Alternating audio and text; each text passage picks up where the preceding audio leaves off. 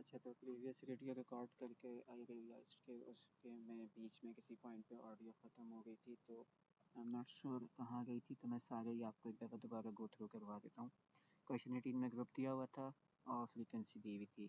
अब आपके पास जो 10 to 19 वाली क्लास है उसको आपने 9.5 से 19.5 पे ड्रॉ करना होगा, और फिर जो 20 to 24.5 24 वाली क्लास है वो 19.5 से 29.5 तक जाएगी हिस्टोग्राम में। तो उस तरह मैंने सारी एक्स एक्सिस प्लॉट की थी। वाई एक्सिस पे फ्रीक्वेंसी आपकी हाईएस्ट 40 थी, तो मैंने उस हिसाब से 40 तक प्लॉट किया था। ये थोड़ा ऊपर निकल गया क्योंकि मैंने अंदाजे से प्लॉटिंग की थी, और फिर बस फ्रीक्वेंसी को हाइट पे रख के मैंने ड्रॉ कर दिया था।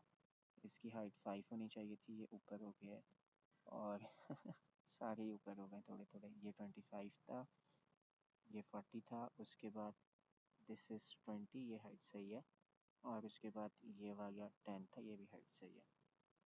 और फिर मैंने बॉक्सेस बना दिए थे, तो जो बॉक्सेस वाला पार्ट है वो हिस्टोग्राम का हो गया था, और जो ये ग्रीन डॉटेड लाइंस हैं ये फ्रीक्वेंसी पॉलीगॉन वाला पार्ट था।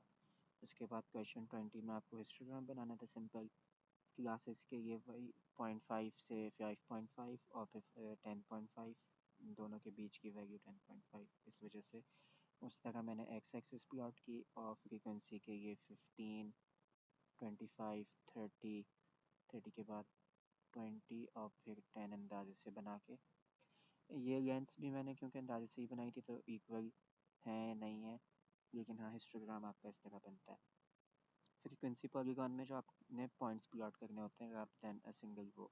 और ये मेरा थोड़ा सा ख़राब हो गया है, ज़्यादा ख़राब हुआ होगा, इस तक फ्री हुआ।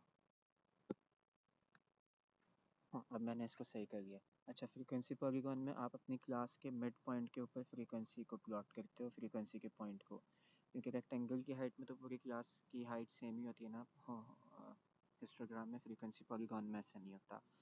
तो जो 65 से 69 वाली क्लास है उसको 67 पे प्लॉट करना है, 70 to 74 वाली को 72 पे, एंड देन उस तरह 77, 82। तो ये सारे पॉइंट्स मैंने एक्स एक्सिस पे प्लॉट किए थे, वहाँ पे फ्रीक्वेंसी को उनके अगेंस्ट प्लॉट किया था। एक एक पॉइंट पीछे आ जाते हैं ताकि ज़ीरो से स्टार्ट हो जाए, इसलिए जो 62 वाला पॉइंट था वहाँ पे ज़ीरो है, 67 पे देन 1 है, 72 पे 2 है, 77 और 82 पे 4 4, और फिर 5 5 4, एंड देन 102 पे 0, क्योंकि 102 पे 0 है, और यहाँ पीछे 62 पे भी 0 है। अच्छा, ये मैंने डिटेल में बनाया है पिछली वीडियो में, उसमें वॉइस पता नहीं कितनी आई या कितनी नहीं आई। क्यूमुलेटिव फ्रीक्वेंसी में आपको वेजेस दी हुई थी, फ्रीक्वेंसी दी हुई थी। जो क्यूमुलेटिव फ्रीक्वेंसी वाली है उसमें आप दो तरह की लाइन्स बना सकते हो, एक मोर देन के लिए और एक लेस देन के लिए। मोर देन में आपके पास जो वैल्यू है 74.5, उस पर आप देखो कि आपके कितने फ्रीक्वेंसी जो है वो मोर देन 74.5 है। टोटल 45 थे, तो मोर देन 74.5 कितने होंगे, 45।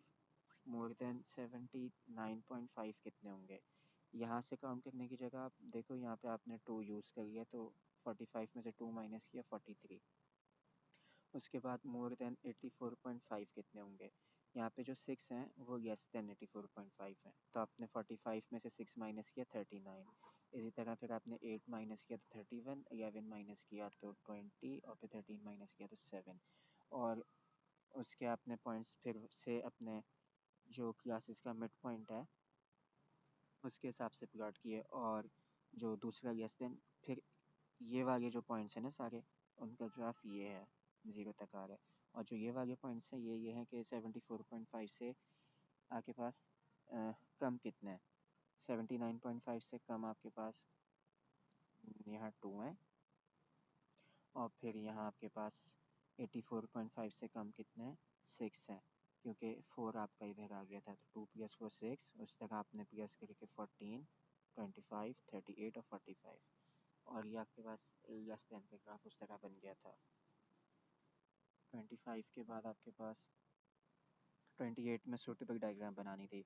अब चूंकि एक्स एक्सिस पे कोई वैल्यू नहीं प्लॉट हो रही, सिर्फ कैटेगरी के नाम है, तो बार चार्ट या बार डायग्राम जो भी कह लो, और एक्स एक्सिस पे आपने अपनी वाई एक्सिस पे आपने अपनी न्यूमेरिक वैल्यूज़ प्लॉट की, और उनकी हाइट के हिसाब से रेक्टेंगल्स की हाइट असाइन की, और रेक्टेंगल्स ड्रॉ करके हाइट के हिसाब से उनके अंदर उनका नाम लिख दिया, वीट, शुगर, ग्राम बाली जवार।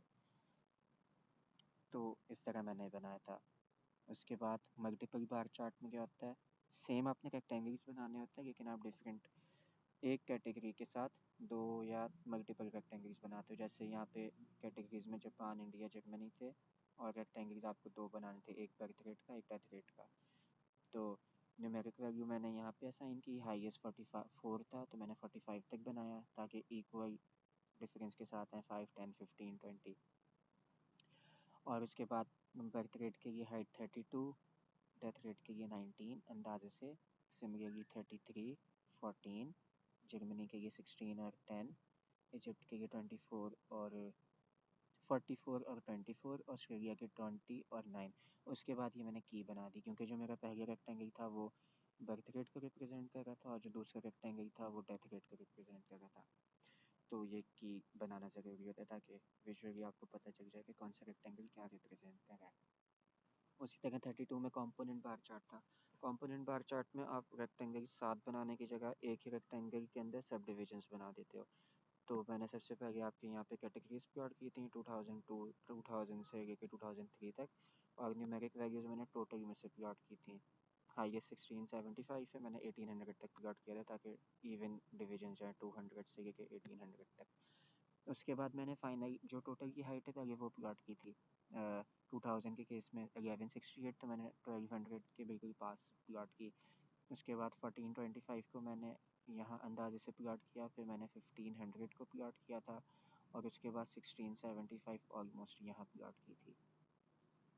उसके बाद मैंने डिविजन्स किस तरह बनाए थे, डिविजन्स ऐसे थे कि एग्रीकल्चर 675 था तो मैंने 675 के पास ये वाली लाइन बनाई थी।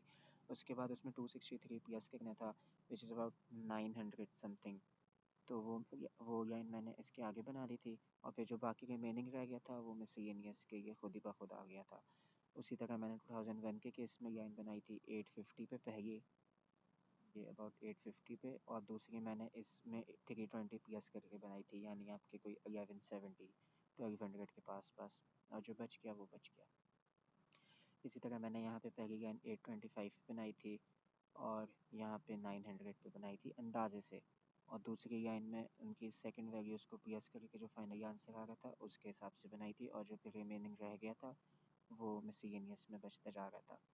और फिर की मैंने ड्रॉ कर दी थी, जो ग्रीन वाला पार्ट है वो मिसलेनियस के लिए है, जो रेड वाला पार्ट है वो इंडस्ट्रीज़ के लिए है, और जो हॉलो पार्ट है इसको मैं चेंज भी कर सकता हूँ अगर मैं सब में ब्लू करता हूँ। तो जो मेरा ब्लू पार्ट है वो एग्रीकल्चर के लिए था। उसके बाद थी हमारे पास पाई डायग्राम। पाई डायग्राम सबसे ईजी होती है। यहाँ पे हमें एक्सपेंडिचर दिया हुआ था और कैटेगरी दी हुई थी। तो एक्सपेंडिचर में हमारे पास जो टोटल बन रहा था वो था 10,000 का, और पाई डायग्राम में चूँकि सर्कल होता है और सर्कल में टोटल 360 डिग्रीज होती हैं, तो आपके पास एक्सपेंडिचर से रुपीज़ में था 10,000 रुपीज़ में। तो आपकी जो 1 रुपी है उसके पास कितनी डिग्रीज होंगी वो आप 360 ओवर 10,000 कर सकते हो, यानी 10,000 रुपीज़ को आपने 360 डिग्रीज देना है तो 1 रुपीज़ को आपने 360 डिवाइडेड बाई 10,000 डिग्रीज देना है। और बस फिर लेबर के केस में आपको टोटल 2500 रुपीज़ चाहिए थे, तो मैंने 2500 से मल्टीप्लाई किया, उसका आंसर आ रहा था आपके पास 90 डिग्रीज़। और ब्रिक्स के केस में 1500 से मल्टीप्लाई करना था, यहाँ पे सब जगह 360 बाई 10,000 है, 150 से डिवाइड करके 54 आ रहा था, 2000 से आप डिवाइड करोगे तो 72 आएगा, और फिर 1000 से जब आप डिवाइड करोगे तो 36 आएगा।